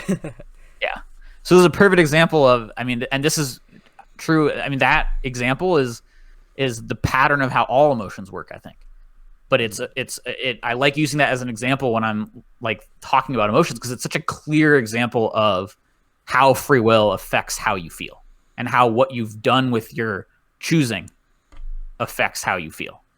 It's just, I mean, and it's an experience that everyone's had, and I think it's an experience that makes the relationship clear. Yeah. Yeah, that definitely makes sense. Yeah, free will has a lot of effect on emotions.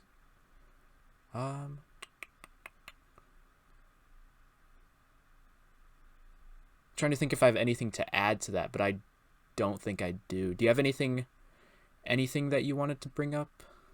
I'm trying to think if there's anything about anything more about the Puya thing I wanted to bring up.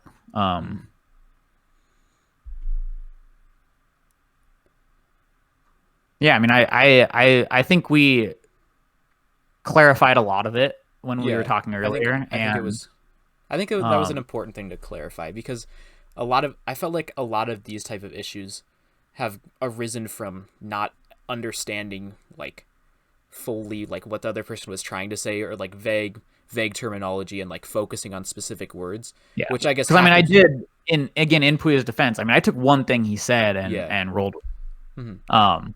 Which I think is why I said I was uncharitable with him. But yes, the one thing I ran with was striking, which is why I ran with it. So, but yeah, I mean, I acknowledged in my last video that I was uncharitable with Puya, and I think if Puya and I were to sit down and have a conversation about it, we would be able to do what I mentioned was possible in that video, and I think we would be able to each understand each other's sides, and we would be able to come to a mutual understanding of the disagreement or what it means to trust a philosopher and the role of trusting a philosopher and what that means concretely. And I think that would be possible between us. Yeah, for sure. Yeah, I mean, yeah, I think, I don't know, sometimes it feels like a lot of the disagreements, or I guess some of the disagreements in the objectivist community have been like misinterpretations. Obviously not the Charles Rucka thing, not at all. That was definitely, Charles was 100% in the wrong on that. But like some philosophical disagreements, it feels like people are just talking past each other sometimes. That's why I don't get as much involved in the Discord, because a lot of times it's just people sending essays back and forth, and then it's like, oh, they're just saying the same thing but just from a different perspective. Yeah, I haven't been on any of the Discords at all. That's interesting to me. And yeah, I think this is where, like, I mean, I plan on doing more videos about disagreement and kind of the meta rules of disagreement in the future, because I mean, it would just be useful. I mean, it would prevent talking past each other. I mean, as a reason absolutist, like talking past someone is indefinitely is inexcusable. Like, even if you do it at first, like, it should be able to, the conversation should be able to evolve to the point where that's not happening. And if it's not evolving to that point, one or more people is making a mistake. Because as a reason absolutist, it has to get to a point where it evolves to a point of mutual understanding. I mean, that it just has to happen. I mean, someone could just be lacking the data, like if I couldn't argue with a doctor about what causes cancer, but if the people share the same data pool, it has to evolve to the point where they can agree on what they're disagreeing about. For sure. Actually, I think one thing that really does help with disagreements that I've thought of is like when you can sort of like restate the other person's point as you understand it. Yeah. Like if you can do that, if you can explain the other person's point and then go into it, then the other person knows, oh no, you're completely misinterpreting me right here. So then and then they can say like, oh wait, I misinterpreted you. Oh, now explain. And then if you realize that, oh, they actually have the same perspective as me, they're just coming at this from like a different angle, I guess. Or we're using different words, but we mean the same thing in large part. Yeah, I think that's really good. Like paraphrasing your interlocutor's perspective, very important, I think. Yeah, and that's ultimately where I've gotten, I guess, in disagreements, in general things like that. That's where I've gotten the most value out of the conversations. Although I usually don't do that with people I view as dishonest, like the Patrick Casey types. Oh, interesting. Okay, that's the guy Plus, debating immigration, to me, it seems like it seems overwhelming to me. Like I would be overwhelmed. Like it's so derivative an issue, and the disagreement is so vast philosophically that I would get overwhelmed in that kind of thing. I mean, this is what I mentioned earlier. Like I would really only with people outside of objectivism. Within objectivism, I'll debate anything. It's not. I mean, I when I say anything, in principle, I would debate anything. I probably wouldn't debate much politics, but I mean, in principle, I would, I guess. But outside of objectivism, like debating anything other than fundamental issues in philosophy seems so overwhelming to me. It seems very exhausting and trying, and not a fun kind of disagreement. Like I like disagreements that are quicker, and in good faith, and where we're both self-aware of our underlying agreement. Whereas like if you're debating a non-objectivist on immigration, like my gosh, like there's such a divergence between the what even like the point of agreement. Like it just seems overwhelming to me. Yeah. I don't know. I find it interesting for the most part, just because like it's interesting to hear how those people argue with it. I don't know. It's fun to try to combat that, I guess. But a lot of it is just straight up polemics. It's not like you're just like, oh, you said this contradictory thing, got you. Now I'm gonna slam this home for the rest of the debate. You said this. Yeah, that's like what you. Yeah, I mean, I don't want to do that. I have no interest in that. Like I not that I'm saying it's wrong to get involved with that. Again, I mentioned this earlier. Like that you did that, I think was bold, and props for that. But that just doesn't seem fun. Like it's not the kind of disagreement I would want to do. Yeah, I don't know. I found it. I feel like I don't know. I liked it. I liked talking about it. I liked the argument in general. Although it was not productive. It was not at all productive. You don't think it? So you didn't learn anything? It wasn't well, I guess I understood how to argue better. I learned how to argue better. That's the entire. But that's all I was trying to do when I went. Argue better with someone who is arguing, in say quote polemics or learn more polemics. Trying to beat down the other side. Mm-hmm. Yeah, basically just like hone in my debate tactics. Basically, that was, I guess, primarily the goal of that sort of thing. Plus, to expand my audience, that was another big thing. If it was like if it was like a no-name groiper with out of everything you've mentioned, that's perhaps the most productive aspect of this debate. Oh yeah. But I guess maybe the experience. I mean, I've never done anything like that. I mean, not online with online audience. I mean, I've debated in person with people like that, and it's I mean, I imagine the experience was interesting. Oh yeah, it was. I had to like not look at the chat. I did not want to look at. I apparently there were a ton of people watching, and there was like the whole comment section was just shit talking me and like a bunch of crazy shit, because a bunch of my friends actually tuned into the debate, like people who don't care about philosophy, just because it was like, oh, this Garrett's gonna go debate somebody online, and then it's like everybody watched it. They're telling me afterward like, oh yeah, you had like 10,000 viewers, and people were constantly like How did calling. you how did you get this debate? Did you just email the guy and be like, "Hey, do you want to debate immigration?" No, one of his goons reached out to me. But basically, what happened was I released a video criticizing Nick Fuentes. It got extremely popular. It was basically I played the clip of Nick Fuentes where he was like, "I'd rather have communism than mass immigration," and I just was like, I obviously was like not responding to that clip. Like I was not. I was obviously taking out of context, and I think I acknowledged that in the video. But and I basically just go in and say like, yeah, the fact that you would rather have communism than than immigration shows that you have no understanding of what makes the West great. And I basically go in and explain that sort of thing. And then that video got So really was this popular. guy you're debating a Nick Fuentes fan? Yeah, Or he's one of Nick Fuentes' friends. oh, interesting. Yeah, and Okay. then so I released that video, and then blows up. There's this dude. How old is Nick Fuentes? Is he really young? I think he is just out of college or something. He's very Oh, young. okay. Yeah, but I yeah, don't so, follow a lot of politics. I'm not super familiar with Nick mm, Fuentes. That's interesting. yeah.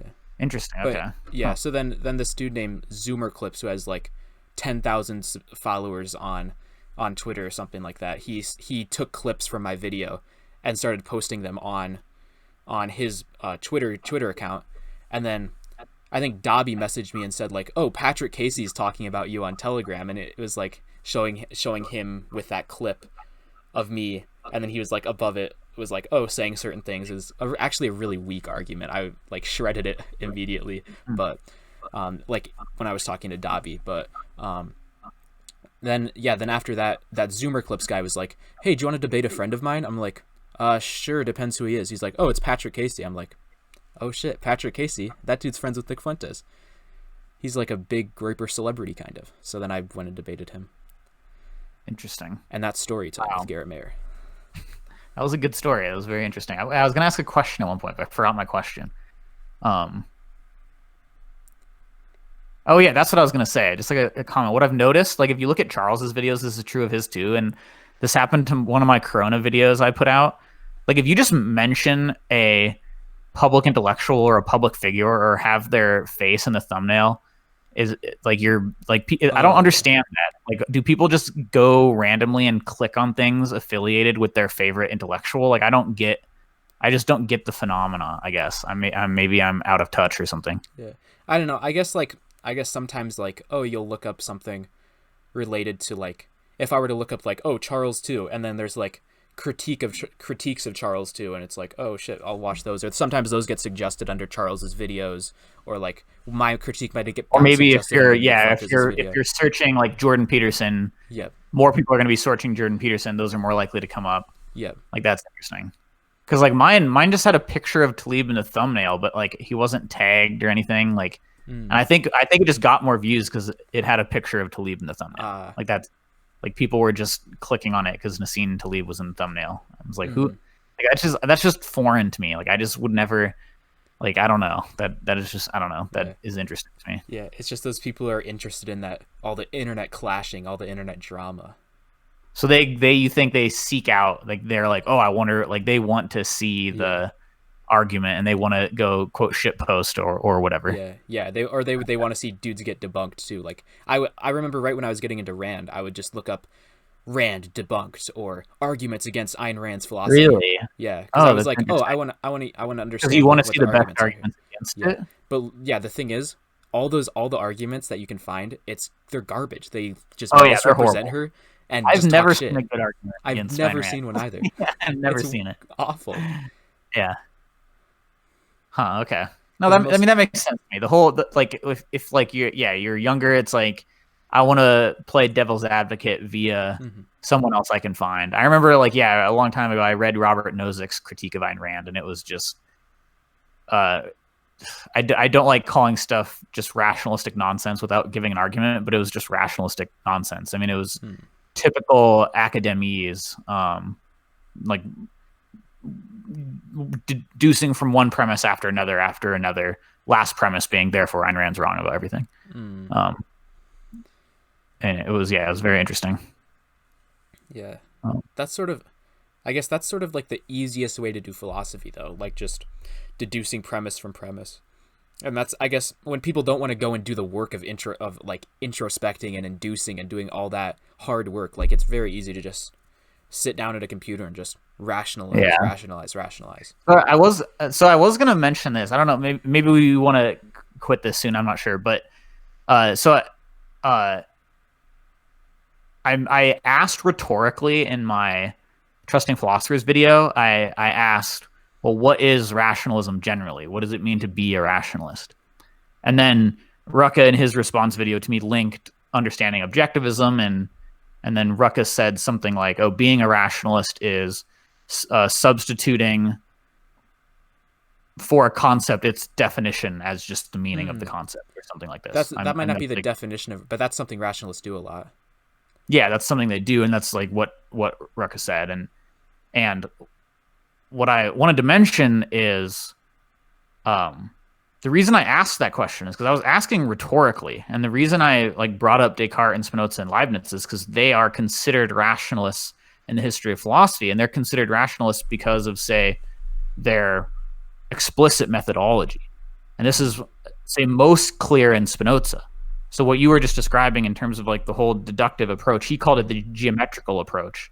And he started with a set of axioms, and from those set of axioms, he like what it looks like is him working out the logical implications of his set of axioms. So it's like Euclid's geometry, except philosophy. Yep. And that's, say, rationalistic. Because I mean, he fundamentally holds this premise that that's how you do philosophy, which is completely unjustified. I think like I really like Spinoza. He's one of my favorite non-objectivist philosophers. It's like Aristotle, Spinoza, and Rand for me. I really like Spinoza a lot, and I think he is heroic and one of the good guys in the history of philosophy. And he was attracted to the method because it was so clean and crisp. And in my opinion, in terms of his actual thinking, like his psychoepistemology, he wasn't that rationalistic. He was actually quite inductive. And what he wanted to do in his final presentation was formulate his knowledge in the form of a geometric proof. This is why I asked the question rhetorically, because I'm asking, well, what does it mean to be a rationalist? Because on my view, Spinoza, say, wasn't a rationalist psychoepistemologically, that is, with respect to his conscious method. He was a rationalist philosophically. His explicit position was, this is how knowledge should be organized, and this is what's possible of knowledge. Like knowledge is in its most mature form should be stated as a geometric proof, and that was kind of his explicit position. This is my understanding of Spinoza. So my point is, okay, so we're calling Charles II a rationalist or whomever now. Like, presumably we're not saying Charles II was operating like Leibniz and Spinoza was, because he wasn't. Yeah, he had Rand's philosophy. But like we say that like mentally. He wasn't operating geometrically. If in a couple of the cases Puya pointed out, he made an absolute claim, and say my interpretation of Puya's data is that he wasn't objective about his degree or his degree of certainty of the claim. Yeah. But my point is that I don't think it's clear at all what it means to be a rationalist psychoepistemologically. And I don't think this information is clarified in understanding objectivism. And the essence of it and the cause of it is not clear. And I think if it were clear, we'd have less rationalists because it'd be easier to figure out. And I think part of why Rucka is referring to rationalism as the coronavirus among objectivists is because it's not clear what rationalism is, and people don't have the tools for overcoming it because it's not clear. So I was asking rhetorically as a challenge to my audience, like think about what it means concretely to be a rationalist, and what are you actually doing with your mind such that you're in essence or generally a rationalist. And my claim now, say with you here, is that people don't know. And I would love to see someone put out content to the effect of, this is the psychoepistemology of rationalism. I will explain it in detail. And Sure. I think Leonard does some of that when he's explaining his own rationalism, but I don't think Leonard explains everything. And when I have listened to everywhere Leonard talks about his own rationalism, because I'm psychologically curious about it, and I have a lot of questions left over for the rationalist psychoepistemology. Like, there's a lot of things that I don't understand about it. So Yeah. again, I didn't mean to imply that we should doubt rationalism, or that it's not a thing, or that it's not valid to call someone a rationalist. But I was calling into question people's understanding of what it means concretely to be a rationalist. Yeah, I mean, that's one thing that I've been thinking about quite a bit recently, actually, especially like what it means to be a rationalist and defining that. Because I know early on I like sort of accepted it just because Peikoff said it, like initially, like because Peikoff says objectivists tend to be rationalists. But now I feel like over time I feel like I'm seeing it more. Like I see it in myself sometimes. I think what rationalism would just be psychoepistemologically, this will be just a sort of a quick definition of what I think it is just like I always like think of the analogy of someone just closing their eyes and just thinking about philosophy in their head without actually referring to reality, without always strictly adhering to reality. And that's something that a lot of people like to do. Like you start with certain things that you know are true, certain things about objectivism that you know are true. Like let's say I know that let's start with the axioms. That's easy. That's an easy one to explain. Let's say I start with the axioms of existence, identity, consciousness. And then I put those in my mind and close my eyes, and then I say, let's deduce the rest of metaphysics from here. And then, okay, causality, because identity, everything has a nature, so everything must act according to its nature. Deduce everything, closing your eyes without actually looking at reality and inducing from there. So that's sort of my understanding of rationalism. Here's my... Okay, let me push back on that a bit. Sure. I think that's right, and I think that I appreciate you giving your firsthand experience there. So my question is, if that's right and that's all rationalism is, why is it still a problem? Because that's really easy to fix. I mean, you just stop doing that. Sure. And rationalism is like an endearing. It's like a bad habit. It's like a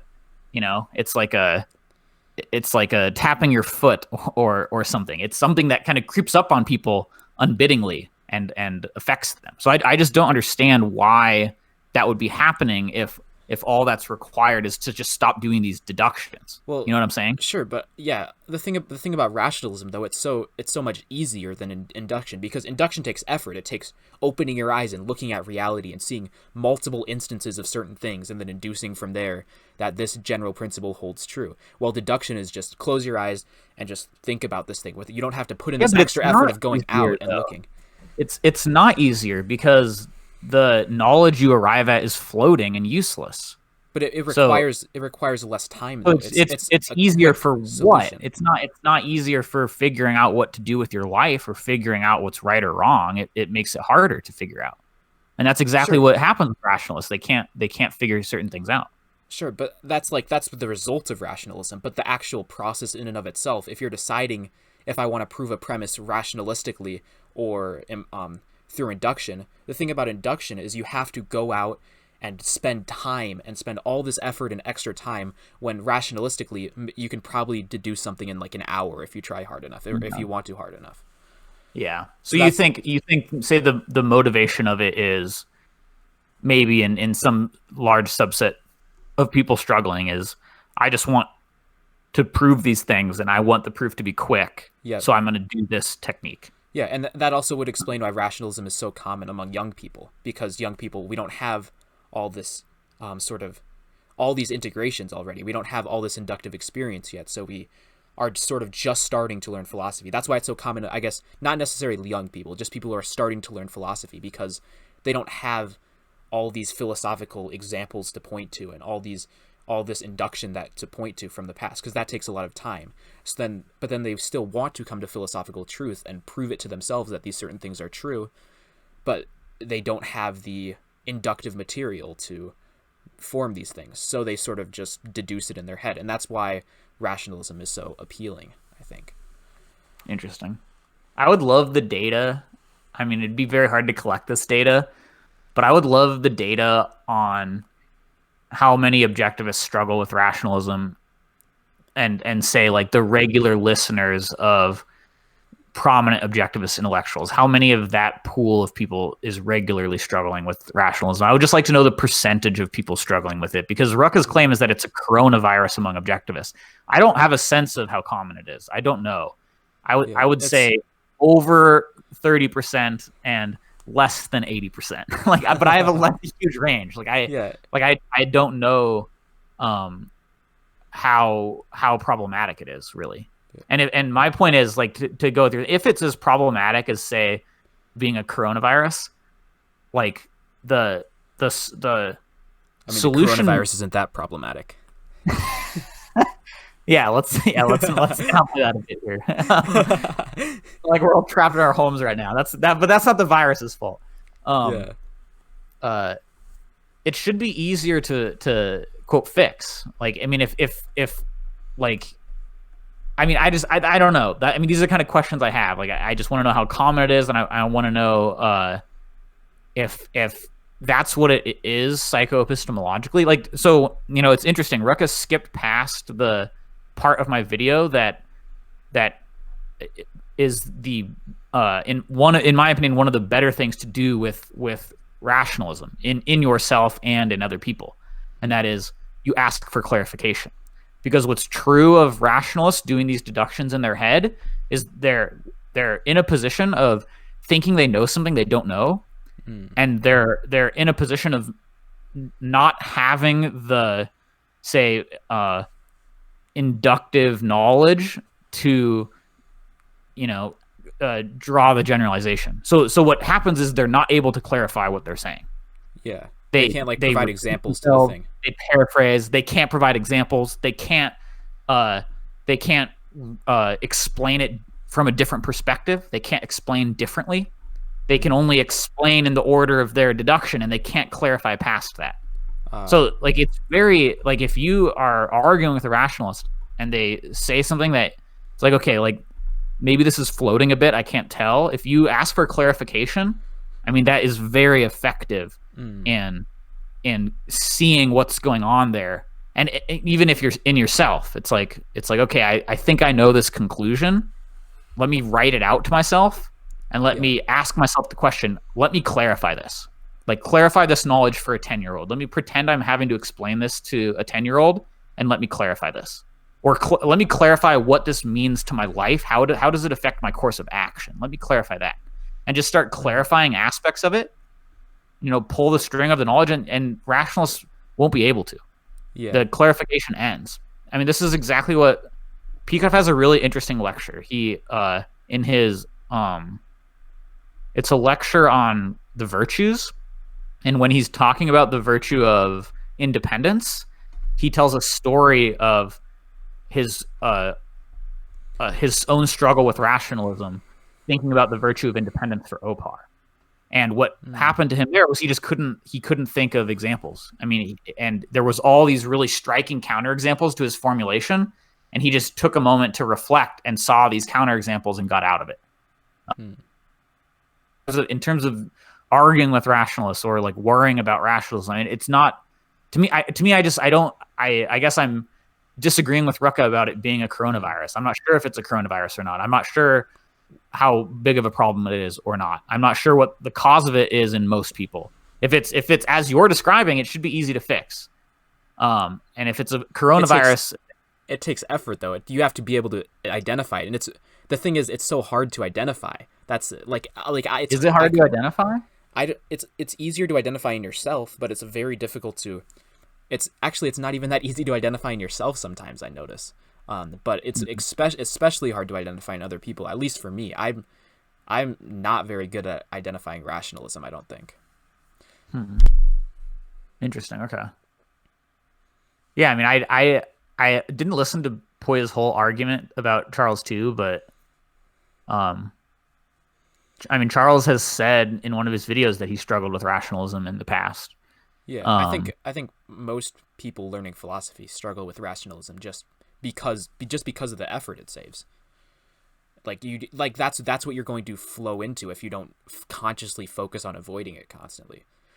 Yeah, but I still my challenge for that is still though like proving some item of knowledge in philosophy in with that methodology doesn't help you though. It doesn't accomplish anything for you. It's not in your like I that's not I just don't understand the allure of it, I guess. It's I just don't the I saved effort. Yeah, but the save effort for what end though? That's not like that's like Like what are you it's more like of a short-term decision, I think. Like if you constantly understood like, oh, in the end like this like that's what we do when we say, oh, don't be rationalistic. We say, no, look at what this is going to lead to. But like when you're making those like split second decisions, I guess, of how you're going to justify this, it's you tend to, I guess, if you're not consciously thinking about avoiding it, you'll drift into this Yeah. rationalism.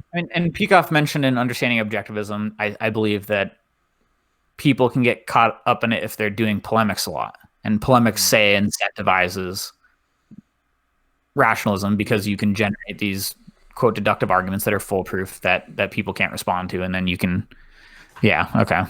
Yeah. I don't know. It's rationalism is interesting to me. It's an interesting topic. I don't know how much more I have to say about it, I guess. Yeah. I guess that polemics example is actually good though, because it's a lot easier if I'm trying to argue with somebody about causality is to say, oh, we know A is A and everything has a nature, so therefore everything acts according to its nature, than it is to say, oh, look, this shoe falls. This thing has a different nature, and yeah, this paper falls slower, and like point to all these examples of stuff. It's a lot easier just to like deduce it. Like you can't point to all those inductive examples in a debate.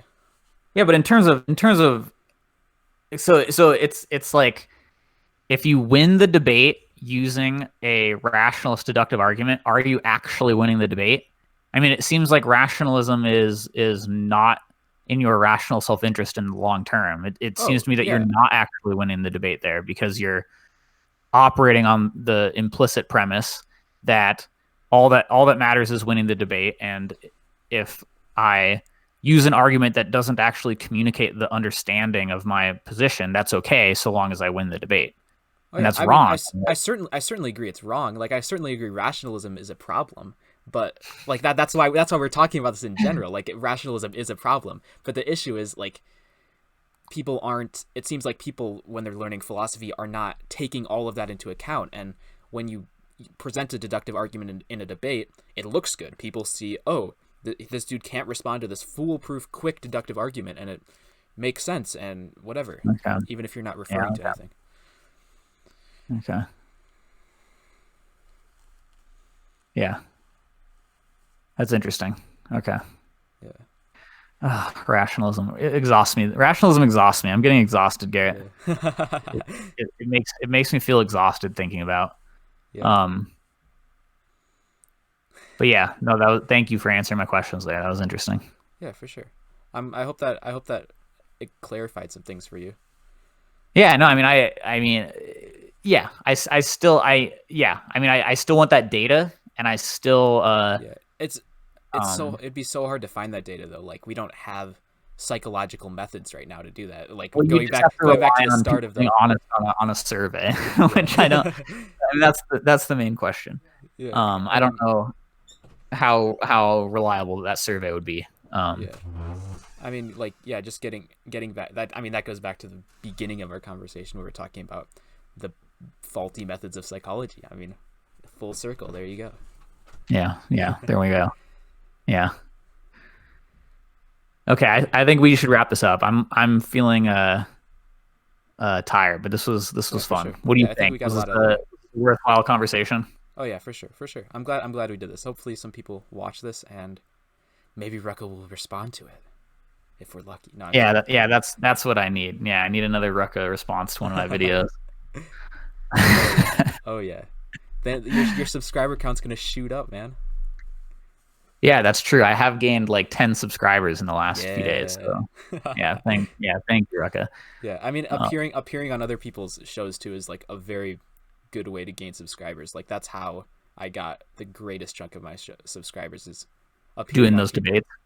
Yeah, the Did you debates. get a lot of subscribers for those debates? For the Patrick Casey, I got a lot of subs. I probably like, I mean, the Patrick Casey followers were not like, the majority of them did not subscribe to me, but like the few that did were like that brought up my viewer count. But my biggest Oh, that's subscription, interesting. my biggest subscription jumps have been from the DDV show and going on Rucka's show. Yeah. Okay. What do you say, guys? Should we wrap this up? Yeah, I think we can wrap it up. I think we got a lot of good stuff out of the way. So, Do you have Sherlock Holmes books in your up there? Is that Sherlock Holmes I see? no, I don't have any Sherlock Holmes. Which ones are you looking at? You have Dostoevsky there, though, right? Yep, I have Dostoevsky. Oh, you have the same translation of Crime and Punishment as I do. Is Oh, nice. Yeah, I've read that a while ago. that Les Mis up there? Yeah, I have a lot of books.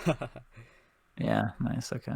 I have I a thought the lot to two on read. the top. I thought the two above Atlas Shrugged were Sherlock Holmes. Two What are the above two above Atlas Shrugged there? The blue ones. Oh, those are Tolstoy. Oh, Tolstoy. Okay. Yeah. Okay. I heard they're the worst novels ever, so I was like, I'll check them out. Yeah, Rand is. What does she say about Anna Karenina? She says it's an excellent book and an excellent book artistically, like a horrible book. Yep. Say morally. I forget the other category of evaluation, but Yeah. I think Peacock talked about it and said like he liked reading the book, like he could get through a lot of chapters. It wasn't painful, but it was just so morally reprehensible. And actually my mom read Karenina, and it took her like 10 years or something like that because she didn't like it really, very much. She did not like it very much. why'd she keep reading it? I don't know. That's so long to read a book like that. Yeah. Have you been reading Dostoevsky and Hugo? I've just finished Crime and Punishment, and I'm starting The Fountainhead now. I'm like rereading The Fountainhead because Oh, nice. like, Okay. I need this in my life again. Yeah. No, yeah. After reading Crime and Punishment, you would need the Fountainhead. I sympathize. Yeah, I mean, like I liked Crime and Punishment. It wasn't terrible, but No, yeah, it's an amazing book. It just Sense of Life the is emotion of it is torturous. Sense of Life is very very malevolent in that book. Yeah, it's just anxiety ridden and Yeah. yeah. Yeah, for sure. But Okay, sorry, I got distracted by your books. We can wrap this up. yeah, let's wrap this it up. All right, so I think Okay. that's all we have to say for today. Thank you all for watching. I hope to see you all in the next video. Bye, everyone. Peace. Thank you, Garrett.